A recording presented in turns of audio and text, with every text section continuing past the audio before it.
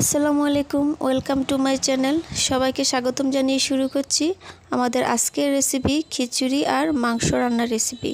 যারা খিচুড়ি খেতে পছন্দ করেন তাদের কাছে আজকের রেসিপিটি বেশ ভালো লাগবে। তো প্রথমে আমি খিচুড়িটা রান্না করব, তো দিয়ে দিচ্ছি আস্ত মশলা, দিয়ে পেঁয়াজটাকে ভেজে নিচ্ছি। পেঁয়াজটাকে ভাজার পরে দিয়ে দিচ্ছি আদা রসুন বাটা পেস্ট, জিরার গুঁড়া, গরম মশলা বাটা, লবণ, পরিমাণ মতো হলুদ আর দিচ্ছি মরিচ, দিয়ে এখন মশলাটাকে ভেজে নেব। মশলাটা ভাজার পর দিয়ে দিচ্ছি চাল, 2 রকমের ডাল আর একটা আলু কুচি করে নিয়েছি।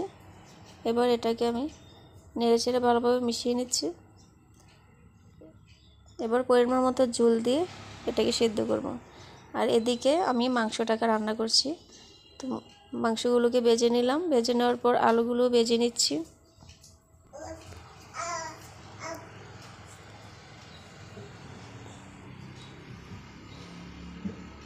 আর এদিকে মাঝে মাঝে খিচুড়িটাকেও একটু নেড়ে চেড়ে দিচ্ছি।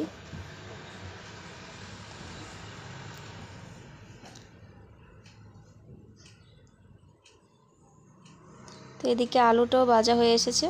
এখন আমি মুরগিটাকে রান্না করব। তো তেলটার মধ্যে দিয়ে দিলাম আস্তা মশলা, দিয়ে পেঁয়াজ দিয়ে দিয়েছি।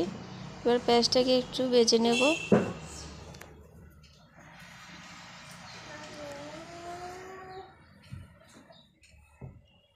যখন পেঁয়াজটা একটু নরম হয়ে আসবে তখন আদা রসুন পেস্ট, জিরার গুঁড়া, লবণ, হলুদ, মরিচ, ধনিয়া গুঁড়া দিয়ে এগুলোকে একটু মিশিয়ে নেব।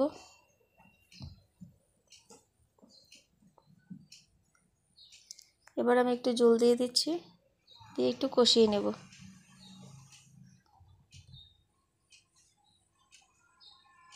এবার দিয়ে দিচ্ছি গরম মশলা, এটা আগে দেওয়ার ছিল তো ভুলে গিয়েছিলাম, তো পরে দিয়ে দিচ্ছি, দিয়ে একটু নেড়েচেড়ে মিশিয়ে নিচ্ছি। তো এবার দিয়ে দিচ্ছি আলু আর মাংস ভাজা, দিয়ে এগুলোকে চুলার আঁচ কমিয়ে ভালোভাবে মশলার সাথে কষিয়ে নেব, যাতে মশলাগুলো মাংসের সাথে ভালোভাবে ঢুকে। তো এবার একটু ঢাকনা দিয়ে দিচ্ছি, আবারও ঢাকনাটা উঠিয়ে আবারও নেড়ে চেড়ে দিচ্ছি। প্রায় ভাজা ভাজা হয়ে এসেছে।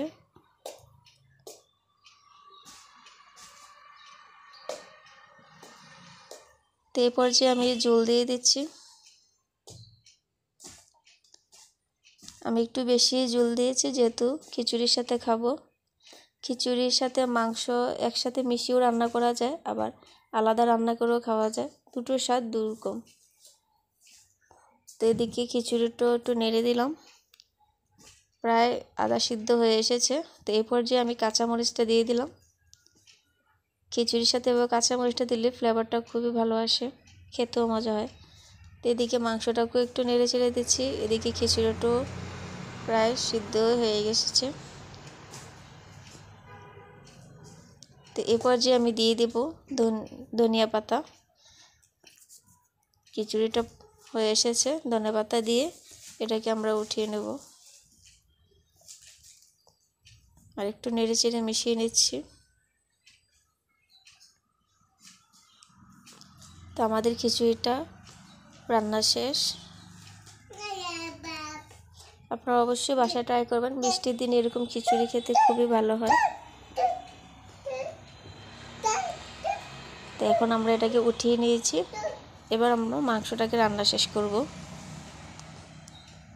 তো ঢাকনাটা খুলে নিয়েছি। এরপর যে আমাদের মাংসটাও রান্না হয়ে এসেছে, তো আমি একটু গরম মশলা আর জিরা, তেলে রাখা জিরাও ছিটিয়ে দিয়েছি। এবার আমি এটাকে পরিবেশন করব। তো তৈরি হয়ে গেল আমাদের মাংস আর খিচুড়ি, সাথে নিয়েছি জলপাইয়ের আচার।